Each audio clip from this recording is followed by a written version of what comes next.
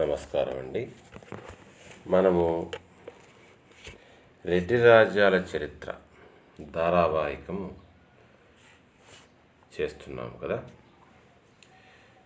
పోయిన ధారావాహికంలో రెడ్డి రాజ్యాల చరిత్ర 21వ భాగాన్ని మనం తెలుసుకున్నామండి. అందులో అనవోతుడు గురించి, అంటే రెడ్డి రాజుల్లో 2వ రాజుగా పేరు పొందినటువంటి అనవోతుడు గురించి తెలుసుకున్నాం. ఇప్పుడు అనవేముడు గురించి తెలుసుకుందాం. అంటే ఈయన 3వ వాడు. మన చరిత్ర ప్రకారం ఈయన 3వ రాజు, రెడ్డి రాజుల్లో 3వ రాజు. సో పోయిన దాంట్లో మనం ఏం చూసామంటే, ఆయన అద్దంకి నుంచి కొండవీడికి రాజధానిని మార్చాడు. సో తన తండ్రికి సహాయంగా ఉంటూ, తన తండ్రి అంటే ప్రళయవేముడికి సహాయంగా ఉంటూ ఎన్నో యుద్ధాల్లో రెడ్డి రాజ్యం విస్తరించడానికి సహాయపడినప్పటికీ కూడా తన హయాం వచ్చేటప్పటికి మొదట్లో విజయాలు సాధించినా కూడా చివరికి వచ్చేటప్పటికి ఆయన చాలా వరకు నష్టపోయాడు. సో ఈ నష్టాల్లో భాగంగా ఆయన ఏం చేశాడంటే అద్దంకి నుంచి కొండవీడి అయితే కొంచెం పటిష్టంగా కోట ఉంటుంది కాబట్టి రక్షణ బాగా ఉంటుందని మారాడు. దానికి అనేక కారణాలు. సో అనేక రాజ్యాలు ఒకటి తర్వాత ఒకటి దండయాత్రలు చేయడం వల్ల ఇతను కొంచెం వెనక్కి తగ్గవలసి వచ్చింది. సో మొత్తానికి తన ఆఖరి రోజుల్లో కొంత నష్టపోయినట్టే మనకు తెలుస్తుంది అన్నమాట. ఇప్పుడు అనవేముడు చూద్దాం. ఈయన సమయం వచ్చేసి 1364 నుంచి సుమారు క్రీస్తు శకం 1386 వరకు. అనవోతుడికి కుమరగిరి అనే కొడుకు ఉన్నాడు. అతను రాజ్యాధికారం అందుకోవడానికి మరీ చిన్నవాడే ఉండడంతో అనవోతుని తమ్ముడు అనవేముడు రాజ్యానికి వచ్చాడు. సో ఈ అనవోతుని తమ్ముడు అన్నమాట ఈ అనవేముడు. రాజశ్రీ రమణి స్వయంగా అతన్ని వరించిందని పత్రాల వల్ల తెలుస్తోంది. దీన్ని బట్టి అనవోతుడు హక్కుగా రాజ్యాన్ని పొందలేదని, రాజ్యంలోని మన్నీళ్ళ ఎంపికల వల్ల రాజు అయ్యాడని తెలుస్తోంది. శ్రీశైలం పత్రంలో రాజ్య రమణి స్వయంవర లబ్ధ నాయక సౌభాగ్యుడని స్తుతించడం కనిపిస్తుంది. ఏమైనా ఒకటి మాత్రం స్పష్టం, అనవోతుని వారసునిగా అతన్ని ఎంపిక చేశారు. నైరుతి దిశలో విజయనగర రాజ్యం, వాయువ్య దిశలో రేచల్ల రాజ్యం విస్తరించడం వల్ల రెడ్డి రాజ్యం అనవోతుని మరణ సమయానికి ఎలా దిగజారిందో మంత్రులు, సేనాధిపతులు, ప్రభు గుర్తించినట్టే ఉంది. అలాంటి క్లిష్ట సమయంలో కుర్రవాడైన యువరాజు కుమరగిరి సింహాసనం అధిరోహించడం మంచిది కాదని భావించారు. 6 రాజ్యాన్ని కాపాడాలి, రక్షించుకోవాలి. పుట్టినప్పటి నుంచి రాజ్యాన్ని తామే కంటికి రెప్పలా కాపాడుకుంటూ వచ్చారు. ఇక అనవేముడు అనవోతుని తమ్ముడు. కష్టసుఖాల్లో అన్నగారికి తోడుగా ఉన్నాడు. ఎన్ని యుద్ధాల్లోనూ ధీటుగా పాల్గొన్నాడు. అంచేత అతన్ని ఎంపిక చేయడం బాగుంటుంది అనిపించింది. రెడ్డి రాజ్య ప్రభ మళ్ళీ నిలబెట్టగలదు. అంచేత అతన్ని అనవోతుని తర్వాత పట్టాభిషిక్తుని చేశారు. అనవోతుడు యువరాజుని గద్దె మీద ఉంచి తన ప్రతినిధిగా రాజ్యం చేసి ఉండవచ్చు. అయితే ఈ ఆలోచన అతనికి నచ్చలేదు. రాజ్యాన్ని శౌర్య ప్రతాపాలు ఉన్న పాలకుడి అవసరం ఉన్న సమయం అది. స్వతంత్రంగా అధికారం చూపించగల పాలకుడు ఉండాలి. ప్రతినిధి మరోటి కంటే అతని ఆలోచన నెగ్గింది. మంత్రులు సైన్యాధిపతులు వత్తాసు పలికేరు. దాని ఫలితంగా అనవేముడు సింహాసనం అధిష్ఠించి కొండవీడు రాజ్యానికి రాజు అయ్యాడు.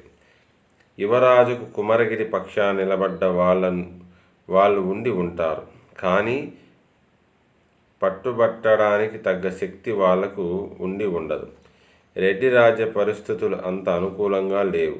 యువరాజు పసివాడు, అంచేత వాళ్ళు ఏమీ అని ఉండరు.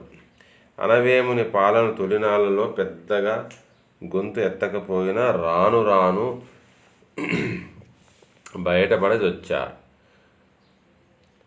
అప్పటికి ఉన్న పరిస్థితుల దృష్ట్యా అనవోతుని బావ కాటయ్యరెడ్డి, అతని మేనల్లుడు అల్లుడు వేమారెడ్డి అనవేముడికి అయిష్టంగానేనా తల ఊపవలసి వచ్చింది.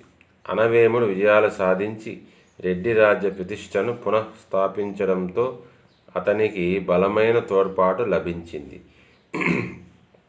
ఎదురుపక్షం నోరు ఎత్తలేకపోయింది. అనవోతుడు రాజ్యానికి వచ్చాడు. అప్పటికి అతని పూర్వులు మొదటి వేముడు అనవోతుడు శౌర్యప్రతాపాల వల్ల, సమర్థవంతమైన రాజనీతి వల్ల సాధించిన రాజ్యం చాలా భాగం శత్రురాజుల చేతిలోకి పోయింది. విజయనగరం అంతకు ముందటి కంటే బలోపేతం అయింది. తూర్పు పశ్చిమ సముద్రాల మధ్య దక్షిణాన మధుర దాకా విస్తరించింది. ఉత్తరాన సారవంతమైన పెన్నాలోయ, శ్రీశైలం దేశం నుంచి దక్షిణాన కృష్ణ దాకా ఈ రాజ్యమే. అనవోతుడు రాజ్యాధికారం అందుకునే వేళకు ఉన్న పరిస్థితి అది.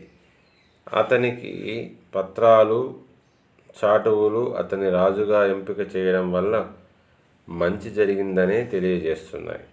అతని పాలన విజయవంతం అయ్యింది, సౌభాగ్యభరితం అయ్యింది.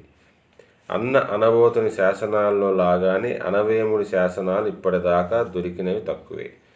12.5 దాకా మాత్రమే ఉన్నాయి. బ్రాహ్మణులకు చేసిన దానాలకు సంబంధించి, దేవాలయాల ధర్మకార్యాల గురించి ఉన్న ఈ తామ్రపత్రాలు కానీ, శిలాశాసనాలు కానీ అతని పాలనకు సంబంధించిన ఏ చారిత్రక సమాచారాన్ని అందించవు. అవి ఊరకే అనవేముని, అతని పూర్వులైన వేముని, అనవోతుని స్తోత్రం చేస్తూ ఉంటాయంతే. వాళ్ళ ధర్మకార్యాల గురించి సామాన్యంగా తెలియజేస్తాయి. ఇందుకు మినహాయింపుగా ఉన్నది శ్రీశైల పత్రం. ఇది ముఖ్యమైనది కూడా. శిలాశాసనం తామ్ర పత్రాల మాదిరిగా అదే బాణీలో సాగిందే గాని అన్యం కాదు. ఇదిగాక అనవేముని బిరుదులు పట్టి ఇందులో ఉంది. ఈ బిరుదుల్లో కొన్ని వంశపారంపరంగా వచ్చినవి, కొన్ని కొత్తవి ఉన్నాయి. అవి అతని పాలన కాలంలోని సంఘటనలను తెలియజేస్తాయి. ఈ వర్గం కిందికి వచ్చేవి: రాజమహేంద్ర, నిరవధ్య నగరాది, బహువిధ స్థల, దుర్గ వర్గ విదలన, బలరామ, సాగర, గౌతమి, సలిల, సంగమ, సకల జల, దుర్గ, సాధన, రఘురామ లాంటివి. వీటిని బట్టి కృష్ణకు ఉత్తరాన అనవేముడు సాధించిన విజయాలు, గోదావరి ప్రాంతంలో సాధించిన విజయాలు, తూర్పు కనుమల నుంచి సముద్రం దాకా, తూర్పు సింహాచలం దాకా యావత్ కోస్తా ప్రాంతాన్ని ఏకఛత్ర ఛాయ కిందకు తేవాలన్నది రెడ్డి రాజులకు ఆది నుంచి ఉన్న సంకల్పం. ఈ ఖండం కృష్ణా గోదావరి జలపావనం, సారవంతం. ఇది ఒక భౌగోళిక ఖండం అవుతుంది. చోళభక్తి రాజు అనంతరం రాజ్యం కోసం చోళభీమునికి, అన్నదేవునికి మధ్య వైరం కలిగింది. దీంతో ఆ చిరకాల వాంఛ సాకారం అయ్యే అవకాశం అనవేమునికి కనిపించింది. అనవేముడు చోళభక్తి రాజుకు చుట్టం అని మనకి తెలుసు. అనవేముని సోదరిని భక్తిరాజు కొడుకు చోళభీమునికి ఇచ్చారు. చోళభక్తిరాజు మరో కొడుకు ఉన్నాడు, అన్నదేవ చోడుడు. అతను శక్తివంతుడు, కాంక్ష కలవాడు. తండ్రి తదనంతరం ఇద్దరూ సింహాసనం కోసం పోటీ పడ్డారు. అన్నదేవుడు ఒక మేరకు విజయం సాధించాడు. అన్నదేవుడు హస్తగతం చేసుకున్న భూప్రాంతం రాజమండ్రి పత్రం వల్ల తెలుస్తోంది. అతని పాలన విస్తరించిన జిల్లాలు ఏమిటో ఇందులో ఉంది. భీమప్రోలి సీమ అంటే పశ్చిమ గోదావరి జిల్లా భీమవరంలో వేగినాడు, ప్రాచీన వేంగి నగర పరిసర ప్రాంతాలు. అనమోతారెడ్డి కడపటి దినాల్లో ఈ ప్రాంతాలు చోడభక్తిరాజు కింద ఉండేవి. అతని తర్వాత అన్నదేవుడు చోడ భీముణ్ణి తప్పించి పైతృక రాజ్యానికి వారసుడయ్యాడు. రెడ్డి రాజుల అధికారం కృష్ణానది తూర్పున చెల్లలేదు. తండ్రి రాజ్యం తనకి దక్కేందుకు గాను చోడభీముడు కొండవీడు సాయాన్ని అర్థించి ఉంటాడు. అనవేముడు ఈ అవకాశం తీసుకొని కృష్ణానది తూర్పున ఉన్న కోస్తా ప్రాంతాన్ని తిరిగి జయించాడు. అది రెడ్డి రాజుల చేయి జారిపోయింది కదా. గోదావరి ప్రాంతంలోని వేంగి తదితర పట్టణాలని స్వాధీనం చేసుకున్నాడు. ముఖ్యంగా అన్నదేవుని చోడునికి బుద్ధి చెప్పడానికి సైన్యం నడిపించాడు. చోడభీమునికి సాయం చేయడానికి పూనుకొని అనవేముడు పూర్వం బంధువుల తోడ్పాటుని, స్థానిక రెడ్ల తోడ్పాటుని మళ్ళీ పొందాడు. దొడ్డారెడ్డి వంశీయులు వత్తాసు దక్కింది.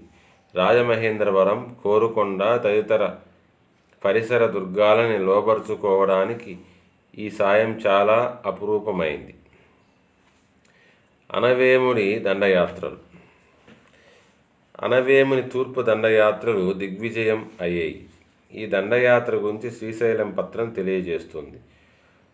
సూక్ష్మ వివరాలు లేవు కానీ ఇందులో ఉన్న అనవేముని దీర్ఘ ప్రశస్తి, కొత్త బిరుదులు ఈ దాడిలో ఉన్నట్టు కనిపిస్తాయి. అనవేముడు కృష్ణానది దాటి కళింగ దాకా విజయయాత్ర సాగించాడు. ఇక్కడ ఒక విషయం చెప్పుకోవాలి. సో కొండవీటి రాజ్యానికి మొదటి నుంచి శత్రురాజ్యాలు అనేకం ఉన్నాయి. అందులో ఒరిస్సా నుంచి వచ్చిన గాంగులు. ఈ గాంగులు ఎవరో కాదు, ఈ గాంగులు కూడా ఇక్కడ నుంచి విజయనగరం నుంచి ఒరిస్సాకి వలస వెళ్ళిన తెలుగు రాజులే. వీళ్ళ తర్వాత వచ్చిన వాళ్ళే గజపతులు. ఇందులో అనవేముని బిరుదులు చాలా ఉన్నాయి. అందులో మొదటిది గమనార్హం. దివిదుర్గం భగ్నం చేసినవాడు. ఈ బిరుదు అనవోతుని నుంచి వచ్చిందేమో తెలియదు, లేదా అతను రెడ్డి రాజుల చేతి నుంచి జారిపోయిన దాన్ని తిరిగి స్వాధీనం చేసుకొని ఉండవచ్చు. ఈ రకంగా ఈ బిరుదును కొత్తగా పెట్టుకొని ఉండవచ్చు. అనవోతుడు జయించిన తూర్పు ప్రాంతం అంతా రెడ్డి రాజ్యం నుంచి జారిపోయింది. అంచేత అనవేముడు దీన్ని మళ్ళీ స్వాధీనం చేసుకుని ఉంటాడు. ఆ తర్వాత అనవేముడు వేంగినాడును లొంగ తీసుకున్నాడు. కిందటి అధ్యాయంలో చెప్పుకున్నట్టు తూర్పు భాగం సూర్యవంశం ఇక్ష్వాకుల ఏలుబడిలో ఉండేది. వాళ్ళ రాజధాని కృష్ణా జిల్లా నూజివీడు తాలూకా సురవర పట్టణం. తమ్మరాజు, అతని కొడుకు ఉండిరాజు లేదా ఉండిన అనవేముని సమకాలీకులు. ఈ ఉండిరాజు దానశాసనం శక 1304 నాటిది. సూర్యవంశరాజులైన వీళ్ళని ఓడించాక అనవేముడు ఉత్తర వేంగి వైపు వెళ్ళాడు. అది అన్నదేవ చోడిని భూభాగంలో ఉంది. అనవేముడి శ్రీశైలపత్రం అవతారికలో ఈ వేంగి విజయం లేదు, కానీ నిరవధ్యప్రోలు స్వాధీనం చేసుకోవడం గురించి ఉంది. దీన్ని బట్టి ఆ దుర్గం ఉన్న ప్రాంతాన్ని లొంగదీసుకున్నట్టు తెలుస్తోంది. ఇవాళ నిరవధ్యప్రోలు పశ్చిమ గోదావరి జిల్లాలో ఉన్న నిడదవోలు. తూర్పు చాళుక్యుల కాలంలో బలమైన దుర్గం. మొదటి కులోత్తుంగ చోళుడు రాజధానిని ఆంధ్ర నుంచి ద్రవిడ దేశానికి మార్చాడు. ఆ తర్వాత వచ్చిన చాళుక్య రాజులు ఒక్కొక్కళ్ళు స్థానిక దుర్గాలను రాజప్రతినిధులు అయ్యారు, ఆ ప్రాంతాలకు అధిపతులు అయ్యారు. అలాంటి చాళుక్య దుర్గాల్లో నిడదవోలు ఒకటి. వాటి పాలకులు ఆ చుట్టుపక్కల ఉన్న భూస్వామ్య ప్రభువులతో వివాహాలు చేసుకుని రాజకీయంగా తమ స్థానాన్ని బదిలపరుచుకున్నారు. అలాంటి వివాహాలు చేసుకున్న ప్రభువుల్లో కోనమండల హైహయ వంశం వాళ్ళు ఉన్నారు. కాకతి గణపతి దేవుడు తూర్పు దండయాత్రలు చేసినప్పుడు ఈ చాళుక్య ప్రభువుల్ని సామంతుల స్థాయికి తగ్గించాడు. అది ఈ కాకతీయులు వాళ్ళని తగ్గించారు. అయితే ఓడించిన రాజుల పట్ల అనుసరించే సాధారణ నీతి ప్రకారం రుద్రమదేవిని నిరవధ్యప్రోలు చాళుక్య వంశం వీరభద్రునికి ఇచ్చి వివాహం చేశారు. ఆ రకంగా గణపతి దేవుడు వాళ్ళ సహాయాలను అందుకొని రాజకీయంగా పరిపాలనా పరంగా సుస్థిరం అయ్యాడు. ముస్లింలు తెలుగుదేశాన్ని ఓడించేదాకా నిరవధ్యప్రోలు కాకతీయుల బలమైన దుర్గం లాగే ఉండేది. అనబోతారెడ్డి కూడా కళింగ దండయాత్ర సమయంలో నిరవధ్యప్రోలు దుర్గాన్ని లొంగదీసుకునే ఉంటాడు. ఈ విషయం అతని పత్రాల్లో ఎక్కడా లేదు, అతని వారసుల పత్రాల్లోనూ లేదు.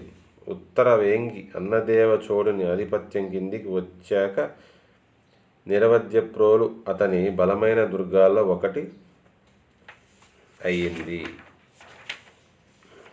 ఇక్కడ అన్నదేవ చోళుడు సర్వశక్తులు ఒడ్డి అనవేమునితో పోరు చేసి ఉంటాడు. ఏమంటే ఈ దుర్గం పోయిందో రాజ్యమే పోయినట్టు. అయితే కడకు అనవేముడు ఈ దుర్గాన్ని పట్టుకున్నాడు. నిరవధ్యప్రోలు పతనం అవడంతో అన్నదేవ చోడుని భూభాగం శత్రుపక్షం చేతికి చిక్కింది. శక 1320 దాకా మళ్ళీ అన్నదేవుడి పత్రాలు ఏమీ దొరకలేదు. దీన్ని బట్టి అతని రాజ్యం పోయిందని, అతన్ని తరిమివేశారని తెలుస్తోంది. అనవేముడు ఆ భాగాన్ని చోడభీమునికి అప్పగించి అతన్ని సింహాసనం మీద కూర్చోబెట్టాడు. నిరవధ్యప్రోలు బలమైన దుర్గం స్వాధీనం అయ్యింది. తద్వారా అన్నదేవ చోడునికి రాజ్యం దక్కడమే కాదు, సారవంతమైన డెల్టా భూమి కూడా స్వాధీనమైనట్టే. పానార, కోన లాంటి భూఖండాలు ఇందులో ఉన్నాయి. ఇవి వశిష్ఠ, గౌతమి మధ్య ఉన్నాయి. ఇవి రెండూ గోదావరి ముఖ్య పాయలు. ఈ ప్రాంతం కొన్ని బలమైన జలదుర్గాల్లో ఉంది. గోదావరి సముద్రంలో కలిసే సంగమం దగ్గర ఉన్నాయి అవి. ఇందులో మంచికొండ ప్రభు ముమ్మడి నాయకునికి అతని సోదరునికి చెందిన ప్రదేశాలు ఉన్నాయి. వాళ్ళు దూసుకు వచ్చే రెడ్డి సైన్యాన్ని ఎదిరించే ఉంటారు. అయితే ప్రయోజనం లేకపోయి ఉంటుంది. అనవేముడు గోదావరి ప్రాంతంలోని పాణం, కోన తదితర భూఖండాల్ని ఆక్రమించుకున్నాడు. అతని నడువూరు దానపత్రం ఉంది. క్రీస్తుశకం 1374 10,000 ద్రాక్షారామం శాసనాలు ఉన్నాయి. అవి క్రీస్తుశకం 1377 1381 నాటివి. వాని వల్ల పత్రాలు ఉన్నాయి. క్రీస్తుశకం 1381. వీటన్నిటిని బట్టి అతను డెల్టా ప్రాంతాన్ని పూర్తిగా జయించినట్టు తెలుస్తోంది. ఇప్పుడు చెప్పుకున్న ఈ పత్రాల ఆధారంగా అనవేమారెడ్డి విజయ యాత్రపథం ఎలా సాగిందో తెలుసుకోవచ్చు. నిరవధ్యప్రోలు దుర్గం స్వాధీనమయ్యింది. గోదావరి దక్షిణ తీర ఎగువ ప్రాంతం చేతిలోకి వచ్చింది. ఆ తర్వాత అనవేముడు తూర్పు ప్రాంతానికి వెళ్ళి ఉంటాడు. ఇవాల్టికి కూడా వశిష్ఠ, గౌతమీపాయలను సునాయాసంగా దాటగలిగే చోటకు వెళ్ళి ఉంటాడు. అక్కడి నుంచి రాజమహేంద్రవరం చేరి ఉంటాడు. పానర ప్రాంతాన్ని లొంగదీసుకొని వశిష్ఠ దాటి ఉంటాడు. కోనమండలాన్ని జయించాడు. గోదావరి పరివాహక ప్రాంతం చివర ఉన్న ఈ భూఖండం స్థలం రీత్యా జలదుర్గమై ఉంటుంది. చుట్టూతా నీరు ఉన్న దుర్గం. ఇది రెడ్డి రాజుల ఏలుబడి కిందికి వచ్చింది.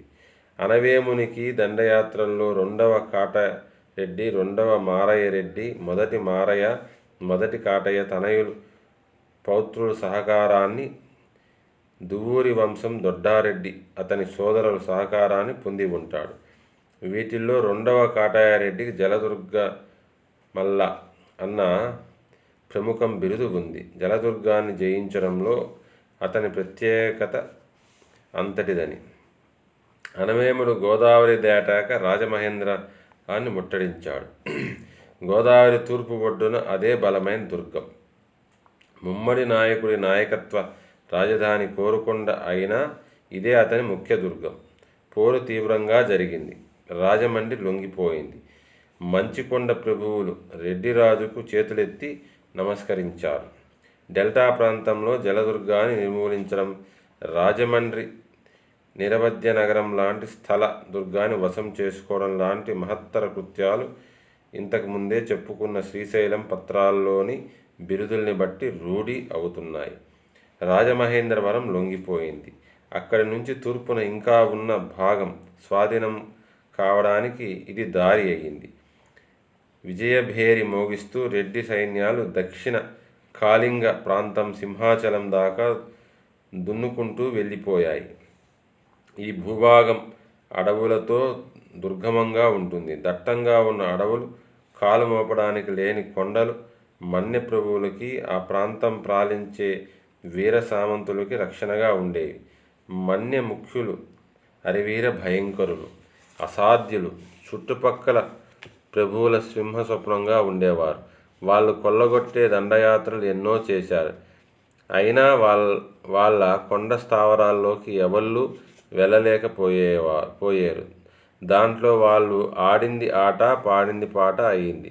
ఆ మన్య ప్రభువుల్లో ఎవళ్ళని ఏ రాజు ఓడించగలిగినా అదొక మహత్తర కార్యంగా ఆ రోజుల్లో పరిగణించేవారు.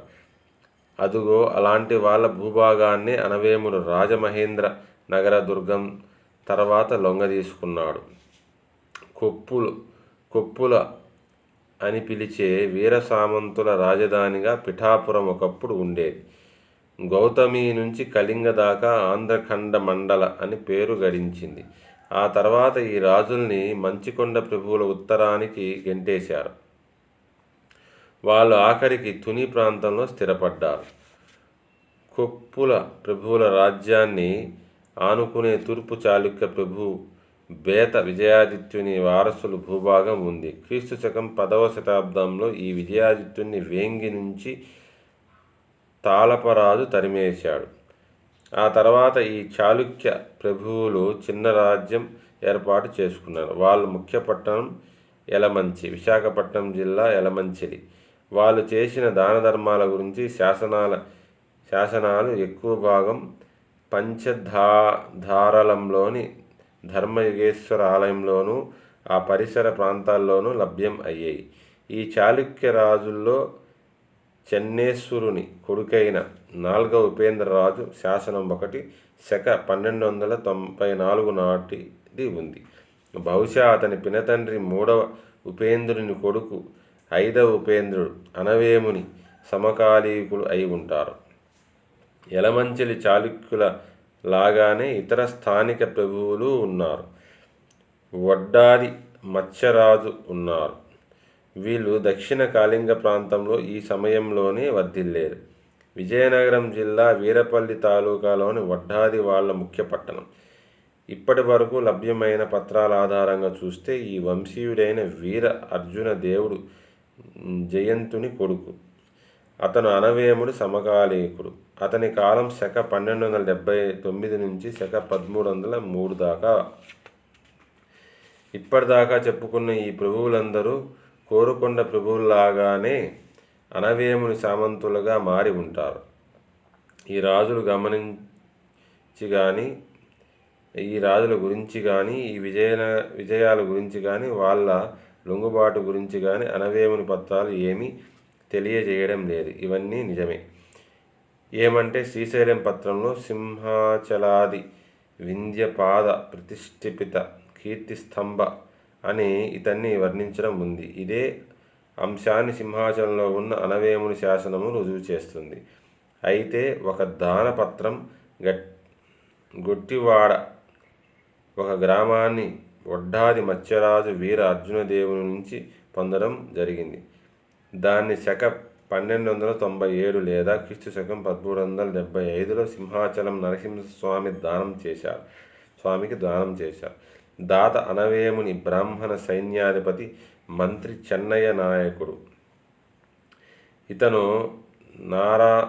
నారాయణదాసు కొడుకు. రాజు అనవేముడు గండమాడల అన్న పేరు ఉన్న నాణేలని సింహాద్రినాథ దేవునికి దానంగా ఇచ్చాడు. దేవాలయ సేవలకి ఉద్దేశించిన దానం ఇది. ఈ పత్రాలను బట్టి అనవేముని కళింగ దండయాత్ర శక 1297 లేదా క్రీస్తు శకం 1375 నాటికి ముగిసిందని తెలుస్తుంది. అనవేమ కళింగ దండయాత్ర అమోఘంగా విజయవంతమయ్యింది. సింహాచలం దాకా భూభాగాన్ని తన ఏలుబడి కిందకు తెచ్చాడు. అక్కడి ప్రభువుల్ని కొండవీడుకు సామంతుల్ని చేశాడు. ఈ దండయాత్ర నుంచి తిరిగి వచ్చాక అనవేముడు తన దృష్టిని పశ్చిమ దిశగా మళ్లించాడు. విజయనగర రాజ్యం క్రమేపీ కొండవీరు రాజ్యం మీదకు చొచ్చుకు వస్తోంది. ఈ చొచ్చుకు రావడం ఏ మేరకు జరిగిందో 2 విజయనగర శాసనాల ద్వారా తెలియజేస్తుంది. ఒకటి మహానంది శాసనం. దీని కాలం శక 1332. వేయించిన వాడు వెలగోటి ప్రభు తిప్పరాజు. ఇతడు విజయనగర రాజుకు సామంతుడు. రెండవది చాంగలవిడి. ఇది ఎరువ దేశంలో ఉంది. సంవత్సరం శక 1294. ప్రభవాది సంవత్సరంలో పరీధారి. మొదటి శాసనం తిప్పరాజు తాతకు కొత్తచెర్ల కోట యుద్ధవీరుడు అన్న బిరుదును ప్రసాదించేది. దర్శి తాలూకాలో గ్రామం. రెండవ శాసనం వింజనంపాడు గ్రామ దానపత్రం. గుంటూరు జిల్లా నరసాపేట తాలూకా. వినుకొండ సీమలో ఉన్న ఈ గ్రామాన్ని పాప వినాశన దేవునికి దానం చేశారు. దానకర్త విజయనగర రాజ్య సైన్యాధిపతుల్లో ఒకడు. ఈ రెండింటిలోనూ ఒకటి దర్శి మండలంలో జరిగిన యుద్ధాన్ని సూచిస్తుంది. రెండవది నరసరావుపేట తాలూకాలోని ఒక గ్రామాన్ని దానం చేయడం గురించి తెలియజేస్తుంది. వీటిని బట్టి చూస్తే విజయనగర చక్రవర్తి మొదటి బుక్కరాయలు తన రాజ్యాన్ని కొండవీరు రాజ్య నడి బొడ్డుకు తీసుకుపోయినట్టు తెలుస్తోంది.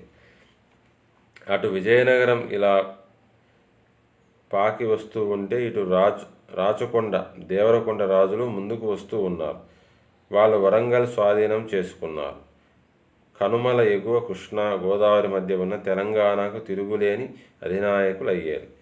ధరణికోట మీద రేచర్ల దాడి వల్ల అనవోతుడు ఎంత అవమాన భారం దిగమింగింది అనవేముడు మరచిపోలేదు. దక్షిణ కళింగ సీమలో తీర ప్రాంతం సింహాచలం దాకా గట్టి వాళ్ళ చేతిలో పెట్టేక సురక్షితం అయ్యింది. దాంతో అనవేముడు పోయిన భూభాగాన్ని తిరిగి చేజిక్కించుకుందుకు పశ్చిమ దిశ వైపు దృష్టి మళ్లించాడు. మొదటి సింగమ నాయకుడు కొడుకు అనవోత నాయకుని సోదరుడు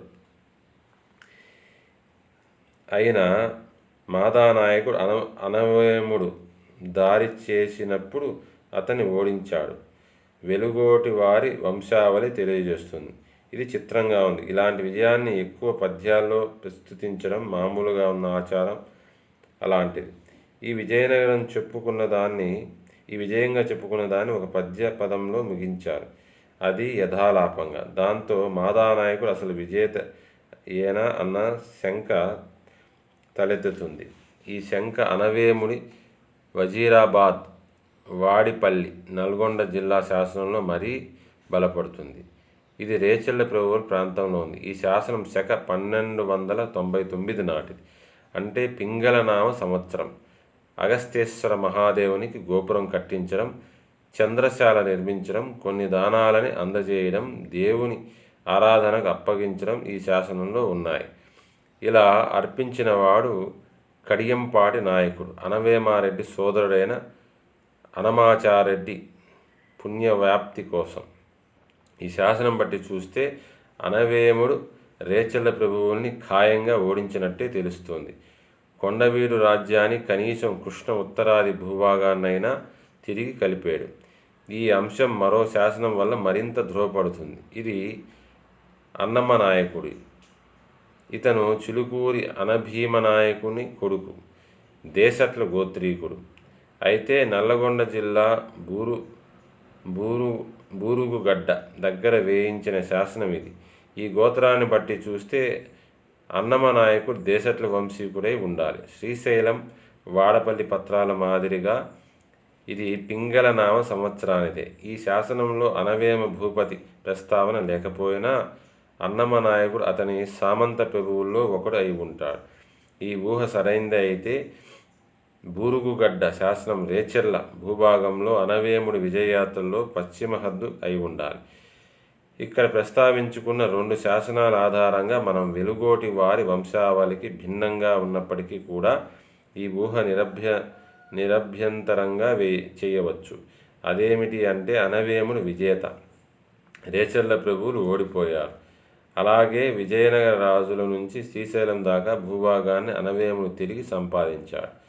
ఇందుకు శక 1299 నాటి శ్రీశైల పత్రమే సాక్షి. ఈ రకంగా రెడ్డి ప్రభువులకు మొదట్లో ఉన్న భూభాగానంతటినీ తిరిగి వశం చేసుకున్నాడు. అంతేకాదు రెడ్డి ప్రభువుల అధికారాన్ని దక్షిణ కళింగలోని సింహాచలం దాకా విస్తరింపజేశాడు. కొత్త దండయాత్రలు చేశాడు. యావత్ దేశాన్ని ఒక గొడుగు కింద చేర్చాడు. అతని పాలన అంతం దాకా అలానే ఉంచగలిగాడు. అతని మన్య మామపురం పత్రం ఉంది. శక 1304 దుందుభినామ సంవత్సరం. అనవేముడు శ్రీశైలం నుంచి సింహాచలం దాకా ధర్మబద్ధంగా పాలించాడని ఉంది. అనవేముడి బిరుదులు అతని దండయాత్రలో సాధించిన విజయాలకు అద్దం పడతాయి.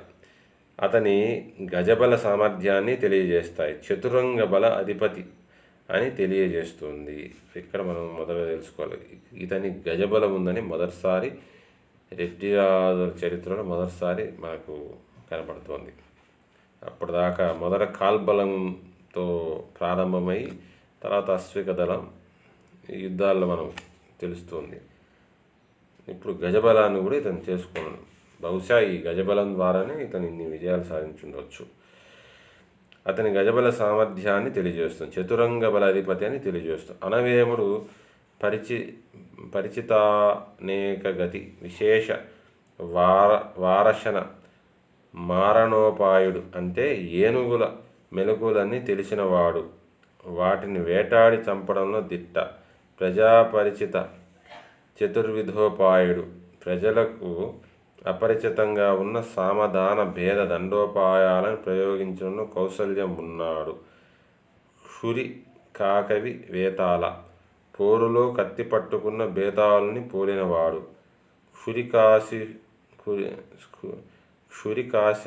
కాశిహాయ, కత్తిని సాయంగా తెచ్చుకున్నాడు. కరవాల వైనతేయ, కత్తి పట్టుకున్న గరుడుడే సాక్షాత్తు. కలియుగ బేతాళుడు, కలియుగంలో నిజంగా బేతాళుడే. ఈ బిరుదులన్నీ అతని సాహస కృత్యాలను, యుద్ధ నైపుణ్యాన్ని చాటుతాయి. అతను ఎన్నో యుద్ధాల్లో నెగ్గాడు. అంచేత ఈ దిగువ సరళి బిరుదులు ధరించడం ధర్మమే. విక్రమ పంజర నిగృహేతరప రాజసింహ, విజయ కుంజరల రాలాన, నిజభుజ స్తంభృత యశోమండన లాంటి బిరుదులు ఈ హేతురీత్యా సమర్థనీయమైనవి.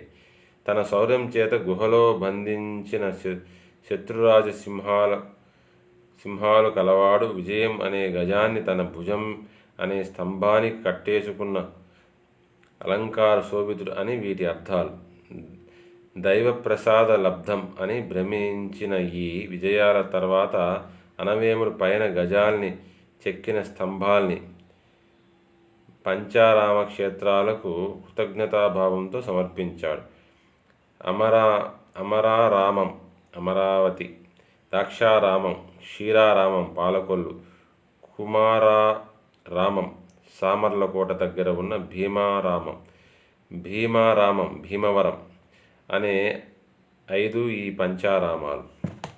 కొండవీడు పాలించిన రాజుల్లో అనవేమ భూపతి మహాశ్రేష్ఠుడు. మంత్రులు ప్రభువులు అర్థించిన మీదట రాజ్యం ఎంతో దిగువకు జారిపోయిన స్థితిలో అతను రాజ్యానికి వచ్చాడు. మహనీయాంధ్ర దేశ పట్టాభిషేక సంవృత మహాభాగ్య బిరుదాన్ని పొందేడు. మహత్తర ఆంధ్రదేశానికి పట్టాభిషిక్తుడయ్యే మహద్భాగ్యం కలిగిన వాడయ్యాడు. నిజంగానే తన పట్టాభిషేకానికి ముందు రాజ్యం భరించిన నష్టాన్ని పూడ్చి తిరిగి వైభవోతం చేశాడు. అతని పాలనలో కొండవీడు ప్రభ నింగికి ఎగిసింది. శ్రీశైలం నుంచి సముద్ర తీరం దాకా, కందుకూరు నుంచి సింహాచలం దాకా రాజ్యం విస్తరించింది. అనవేముడు ధర్మప్రభువు, సత్యసంధుడు.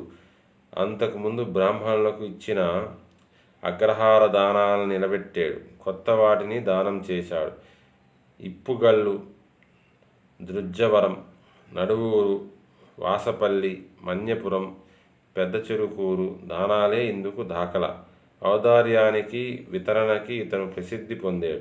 తన సంపదల్ని విద్వాంసులకు, పండితులకు దానం చేశాడు. కవి పక్షపాతి. ఎన్నో వేల నాణేలను వాళ్ళకిచ్చి వాళ్ళని సంతుష్టుని చేశాడు. బహుశా సహస్ర సువర్ణ దాన సంతోషిత మహాకవీశ్వరుడు. అతను బ్రహ్మాండ దాన, కల్పతరు దాన, ధరాదాన, గోసహస్ర దానాలు అనేకం చేశాడు. ఎన్నో సత్రాలు కట్టించాడు. 4 రకాల ఆహారాన్ని పెట్టించాడు. వసంత మహోత్సవాన్ని నిర్వహించాడు. దీన్నే మదన మహోత్సవం అని అంటారు. వసంతరాయ అని పిలిపించుకొని అందులో పాల్గొనేవాడు.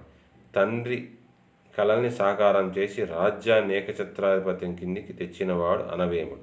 అతను శివభక్తుడు, ఎంతో భక్తుడు. అతన్ని గురించి ఎన్నో చాటువులు ఉన్నాయి, ఎన్నో